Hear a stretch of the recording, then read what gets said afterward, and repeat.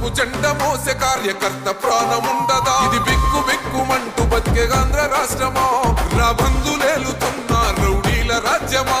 శిల పలక మీద పేరు మార్చితే తెలుగు గుండెలున్న చరిత మారదే.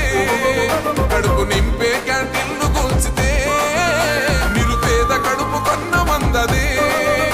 దౌర్జన్యమైన ఈ పాలన ఓర్చుకొని కట్టలనే తెంచుకొని చూసుకొని దూసుకొని గర్జించి దూకినడు ఓహో చూలు విప్పి దూకినది ఎల్లో సింహమో, దడుసుకొని ఉరుకుతది రౌడీ సంఘమో.